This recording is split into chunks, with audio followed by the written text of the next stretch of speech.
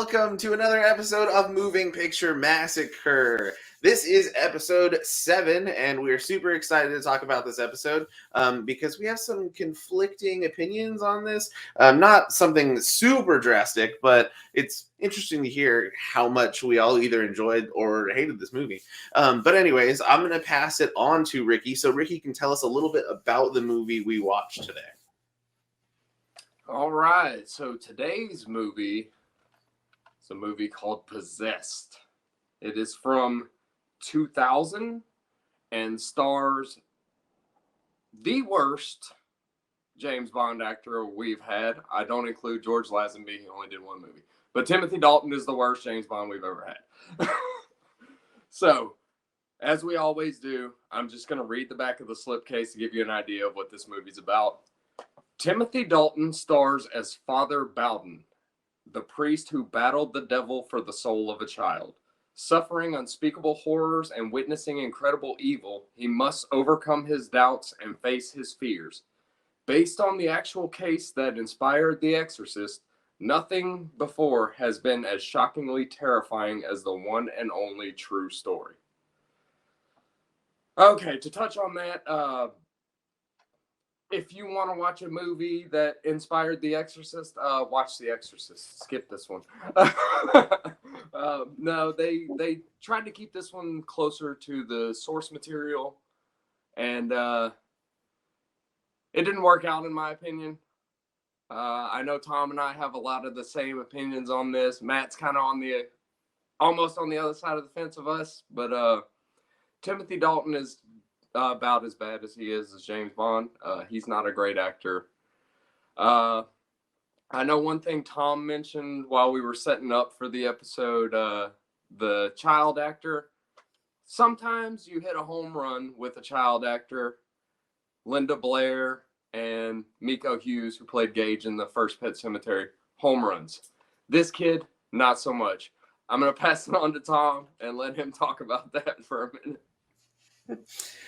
He was an interesting kid. There was definitely times where he was doing things or saying things that I believed, and it resonated, and I was like, yeah, okay, I get it. This kid's having a hard time, or he's having a hard time in school, kind of got picked on a little bit, this or that.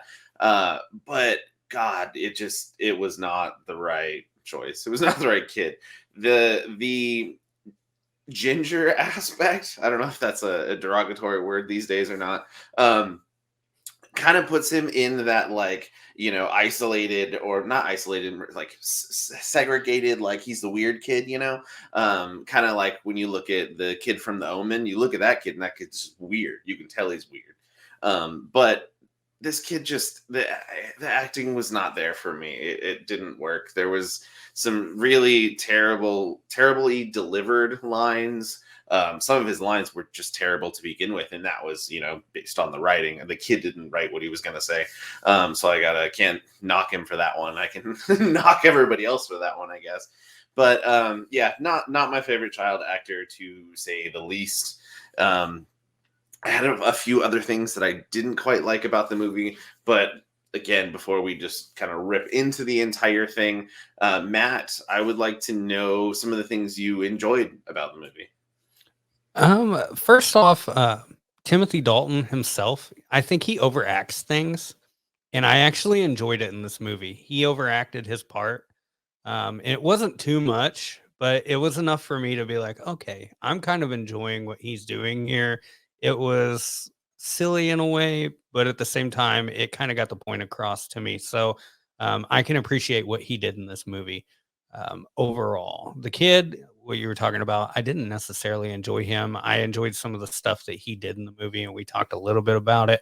But you're right, his acting overall was kind of bland, and it sucked at times. Another thing I liked about this, and we were talking about this too, it hits a little closer to home, I guess, to me. Like, I was probably 15-20 minutes into the movie before I realized it was in St. Louis. And St. Louis is a city that I go to quite often, a couple times a year at least, because it's about a little over an hour from me. And I guess it's just nice when things are set closer to where you're at, especially when you're from like a small town like I am. So that in itself was kind of cool. The overall story, Ricky's right. If you want to see a good rendition of the story, just watch The Exorcist because it's overall it's acted better. But if you're wanting to have a good time with friends, you want to see some silly stuff going on, this was a fairly good movie. I thought there were some things though in it that I just didn't understand at the same time. One more other thing that I kind of liked, I like some of the authenticity with the names and stuff in this. Like when the boy says, "We're Legion," you know, they're kind of they're drawing right from the New Testament there, and you know, talking about Legion, where Jesus sends the demons into the pig, sends them over the hill. So that's something that a lot of people will resonate with. That'll pop up in their mind, and I thought that was pretty cool as well. But anyways, any last thoughts on some of the stuff you like, Ricky, Tom? Yeah, there were a few things that I did like. For one, at the very beginning, when the kid's reading the comic book, The Other Side is the name of the comic book, but I love how they designed the cover based on the old 1950s EC comics, because that's a huge thing for me. And for those of you who don't really know us personally, we are all huge comic book nerds. We collect comic books. I mean, the room that I'm sitting in right now is full of Batman memorabilia. So we're all huge comic book nerds. So I love the little EC nod that they threw in there. Um, Another thing that I liked was the kid, whenever he's going through the little battle with the first priest, the bed spring ripping the arm open. That was really creative. I love that. They did a good job with that. And another thing that I really wanted to touch on was I liked the poltergeist activity that they used. They did it. They shot it really well. The one that stood out to me the most was when they're in the boy's bedroom and the train shoots off the track and wraps around the priest's neck. I love that they didn't drag it out too long. He just kind of rips it off and throws it down. But I love the idea that the train wrapped around his neck. That was really good. Tom, anything you wanted to mention that you really liked?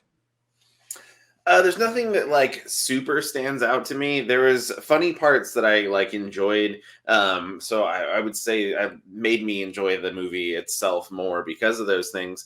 Like watching the priest, who is also a coach, I believe, at college or high school, college, one of those in St. Louis. And the other priest comes to visit him, and the coach happens to be running, and he's like running around the track in his sweatsuit, you know, gear. And as soon as he stops running, he's out of breath, but then proceeds to light a cigarette because that's going to help him breathe better. And yeah, it made me chuckle for watching that happen. Yeah, the some of the paranormal like stuff that you were talking about was pretty neat. The actual possession aspect, I was kind of hoping for a little bit more. It just kind of it felt like a knockoff of The Exorcist. You know, I'm not gonna say it's hard because with being similar source material, you know what I mean. It's hard to say it's a knockoff because it's going off of one story. They're both one story. They kind of both went this way, you know. But the kid just like swearing all the time for no reason. It was just a lot of fuck you, fuck yeah, fuck that, you know, and it just felt like there was no real point to it. There was no like shock value really. I don't think, you know, when Linda Blair looks at somebody and says, you know, your mother sucks cocks in hell, you know what I mean? You're like, whoa, you took back a little bit. This kid's just yelling fuck a lot. And you're like, okay, little boy, you know, settle down. But other things I liked, he's probably going to die there, to be honest. I think that's about it. Like, again, there was things like Ricky brought up in previous episodes about things that made us laugh out loud. We did talk about a couple of them. I'm not going to say both because they're fantastic. So I'll let somebody else claim one of them. But the kid all of a sudden standing up in his bed with all the priests around. Oh, actually, before that, one part that made me like kind of weirded out was when the first priest who gets the shank in the arm, uh that was the gore in that was really nice, and it never happened again. Anytime you saw gore like writing on the kid's chest, it looked like jelly, just like grape jelly on his chest. But that one slice in the arm was really good looking. But anyways, right before that happened, and he was trying to like bring something out of the kid. He had a bunch of cameras set up in the room, trying to take pictures when something paranormal happened or something with the kid actually took place. And it just turned out to be a really weird, like rapey looking scene. And it was uncomfortable, and it was even weirder because like the priest's wife, I guess she is, they can have wives, right?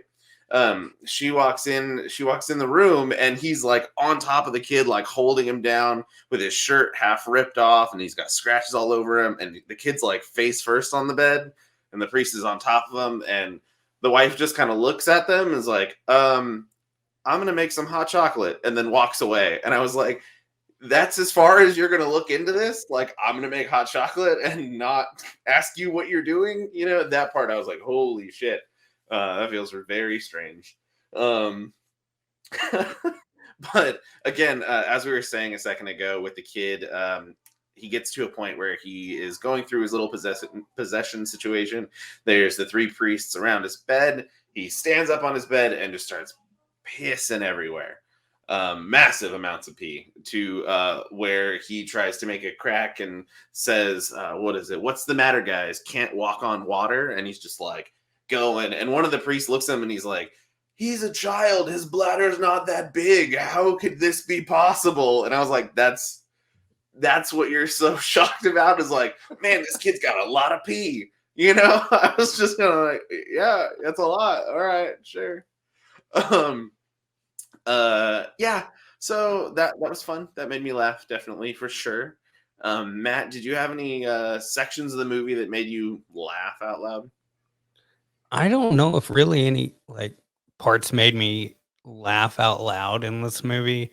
There was some comical stuff though, like the peeing scene, because it goes on for like an awkward amount of time, and then doesn't he just start jumping on the bed while he's still peeing too, and he's got both his hands up, and that was really really awkward. The other priest, or I don't even think the guy was a priest in that movie, because if you remember, the Timothy Dalton's character, he is coaching that kid in basketball, because that's the guy he asked in class the question. So that's just a student You're that right. they have brought along on this exorcism, which is wild. But yeah, when he says that about the kid's bladder, and it's not humanly possible for him to hold so much liquid, that made me laugh out loud a little bit, because you're right. There are some other things going on in this movie that I would find way more concerning about what's going on than how much liquid this kid's bladder can hold. Another thing, when you were talking about the priest in the kind of rapey scene, they set you up for that from the beginning, because when he's picking the kid up, they're like, I'm going to take him home with me. And they're automatically kind of setting you up for that real like rapey vibe. And then they get into that. And then, the stuff with the wife too, where she just kind of walks off and ignores it. So off right from the beginning, when you see those two meet up, you're already kind of like, wow, this is really awkward. And then it leads into that and it gets more awkward. And then you get the whole bed spring thing, which I agree with Ricky, was really creative. And that was probably the best score in the entire movie. Um, when you see that guy again later on, it's kind of comical in a sense too, though, where he's in his like nursing home, or his, I guess it's a crazy person house, but he's semi sort of the normal one there, because it looks like when Timothy Dalton's character is walking up, it just looks like Halloween. Like you see like a ragdoll lady, and then I believe there was a couple other costumes. So I guess that was the only way that they could convey a crazy house, was to have people dress up in like wild Halloween costumes. And then you just get to this guy with birds, and he talks about all this crazy stuff that's going on and how he's the one. But yeah, that was kind of comical in a sense to me as well. Ricky, do you have anything laugh out loud worthy? Yeah, just to touch on the creepy priest, the first one that initially goes in. I knew from the get go, whenever he was talking about, yeah, we have to remove the child from the environment that he's responding to see if that does anything. And like, it's so creepy how he did it, because he's just like, they're just like, oh, so we need to take him out of the bedroom. He's like, no, I mean, out of the house. And he puts his arm around the kid and he's like, but there's plenty of room with me. I was like, oh no, come on, don't do this. No. And then whenever he's like battling the first time he sees the possession, And as soon as I heard the shirt rip, I was like, oh no, here we go. We're going down this road.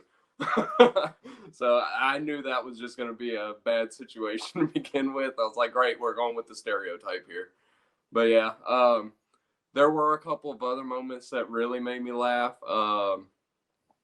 When he's possessed and he's triggering Timothy Dalton's character's PTSD, and he does the little Hitler impression, and he's doing the Zig Heils and everything. And he did a very good job of triggering his PTSD because he loses his shit right after that.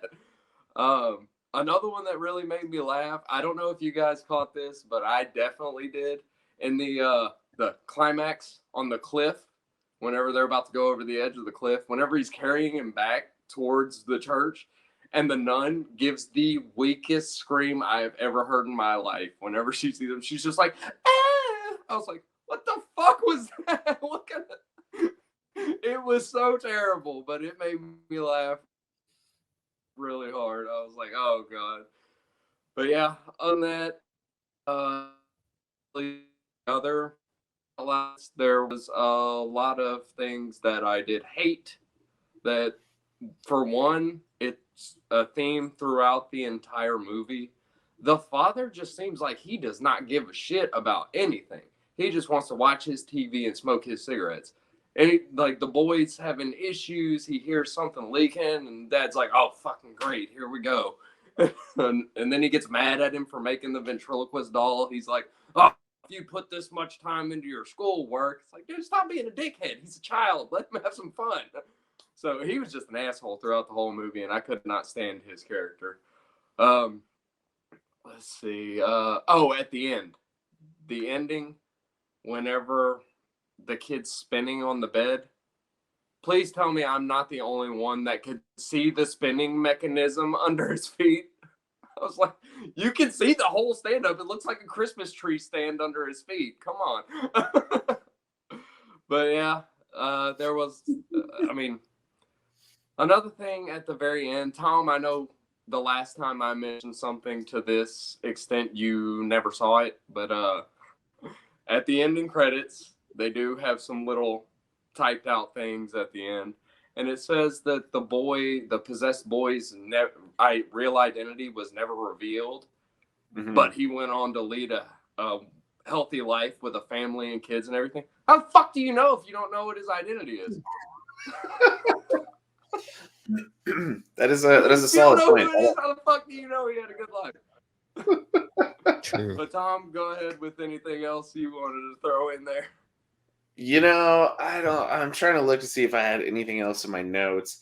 One thing that I thought was funny, and maybe I looked away when the explanation happened or what, but when the two priests and the kid and the high school kid or college kid have that dramatic entrance towards the end, and they're wearing their big old white garb, and it looks like a freaking action movie. It's all slow and there's like dramatic music. And then the next time I see them, they don't have those white outfits on anymore. They're just in their black priest jackets again. And I don't remember if I saw them take them off or if I just totally missed it. So to me, it looked stupid as all hell to have that whole part in there. Did you guys notice if they ever took them off or if I just missed that? I'm not sure, honestly. I know what part you're talking about because I laughed at it. It was kind of like the guys walking off the spaceship in Armageddon. Right, 100%. Yeah, and then it didn't fit the movie very well, so I was like, okay, that's kind of odd. But yeah, as far as the gowns and everything go, I don't know what happened with them. Yeah. So maybe that was just a cut scene, or they just wanted to add some sort of dramatic part to the build up of the ending. I don't know. Right. And another part that didn't make sense to me was when the kid was spinning around on the bed at the very end and he started singing, which was not anywhere near, his lips were not doing anything close to what was making sound at all. So that was, I guess it's nitpicky, but it was annoying. But I don't understand with Timothy Dalton's character, how he's like, I never told anybody about this. No one knows. What does that song like relate to anything that he went through? I was going to ask the same question. Thank God. I'm They, so glad. it flips back and forth from the Nazi to the kid to the Nazi, and it's like, what happened that we don't know about?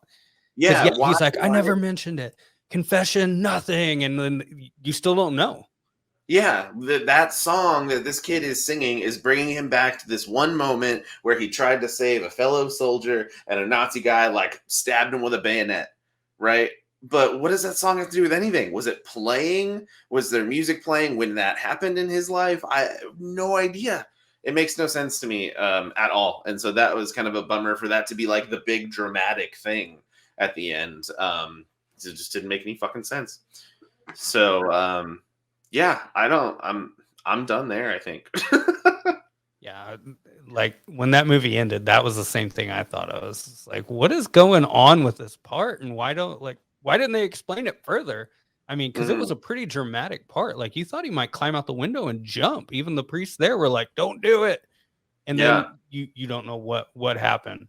Another thing I did think was funny, and maybe it was just funny to me, but how they boarded up that hospital door at the end, and they're Mhm. like, and it's still blocked off until this day. And I'm just imagining like just walking through this hospital, just like, oh yeah, haha, and I round the corner and see this, and I'm like, hell no, and turn around and leave because I know what it is. But yeah, I like that he lived on 66 6th Street. That was hard to say. But yeah, when he's writing out the kid's address, it's 66 6th Street. I was like, that's funny. That's a good interesting. one. What about the aunt at the beginning of the movie? Like the voodoo lady or the lady that had the Ouija board, like did she like curse the entire family when she's like, "You'll pay or I'll pay for this in full" or something? Right? Did she like why'd she die all of a sudden? She just like you see her put her teeth in a jar of water and the next thing you know she's dead. And I was like, Yeah. was she planning on dying? Was she ready? Or like why? What happened? Was this her and like her entire fault? Did she like curse them? How damaged is that kid that he dressed up his little dummy to look like her for a long time and then he burned it in the fire? Mhm. But yeah, there was a lot of weird crap right at the beginning of the movie that we kind of just skipped over real quick there. And it dealt with her. And even they were like in her grandson, and they're like, grandson, really? And then you find out it's his aunt, and it's like, what is going on with the beginning of this movie right now? It felt like it was kind of thrown around, definitely. Yeah. Yeah, Ricky. I don't really have anything else to add. I mean, we've pretty much dove into every aspect of this movie. So you want to go ahead and give it our little star rating and Hit go it. ahead and do that? You go All right. first. So, all right. For me, I didn't like it, obviously, but I'm not going to rate it as low as I did Psychomania because I want to say there was more of this movie that I did like than I did with Psychomania. So I gave Psychomania a 1. I'm going to give this one a 1.5. Like I said at the beginning of the episode, if you want to watch something based on the story of The Exorcist, watch The Exorcist. I mean, William Peter Blatty and Bill Friedkin did a far superior job than these guys. Matt, what's your rating on this? I'm probably gonna go with 2. I didn't necessarily like really dislike this movie. I did find it interesting to be a 2 hour long movie. It held my attention for the most part, even when I had to suffer through things I necessarily didn't like or that they didn't wrap up at the end of the movie.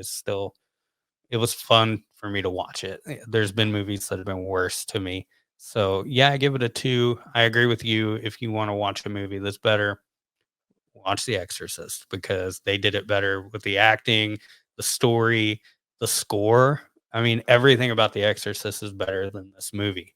So yeah, I mean, I agree with that. Tom? Yeah, I'm pretty close to that same spot with you guys. I think I would give it a 2 overall.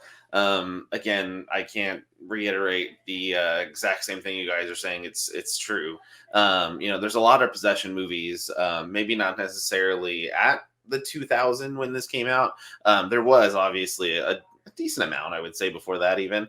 But again, the acting the kid was doing, you could see the same type of things that were taking place in The Exorcist. The him back and forth on the bed, you know what I mean? Linda Blair was in the little machine that shot her back and forth, the kid was trying to do it on his own in this movie. The vomiting randomly on priests, there was no projectile at all. It was more of a realistic vomit than I would say your Exorcist actually was, but it made it not as fun either. So yeah, I would give it a 2. It's not the worst movie I've ever seen, definitely, and it's definitely not the best. It is an hour and 50-ish minutes. It felt kind of long to me. I'm not gonna lie, there was a couple times where I kind of looked around my room or found my dog and paid attention to her for a minute or two. But you know, give yourself a 2 hours, or if you have a 2 hour block, then sit down and check it out and let us know what you think. Maybe you love the movie, and we'd love to hear the fact that you like it so much, compared to how Ricky and I just took a shit on it for 20 minutes. But thank you guys again for being here. We have another selection of movies we can't wait to dive into. So we may give some hints about what we're going to do next. And we appreciate you so much. If this is your first time here, thank you so much for coming. We do tons of VHS reviews, movie reviews, strictly finding, strictly the movies we do review are ones that we find on VHS that none of us have seen before. So far, we're 7 movies in that we've never seen, so it's pretty good. And hell, there's so many big box VHS tapes that I've seen that I have no idea what they are whatsoever. And I felt like I've seen quite a bit of movies, so I'm pretty excited about it. But again, thank you guys so much. And for Ricky, Matt, and Tom, we hope to see you guys again soon. Have a good one.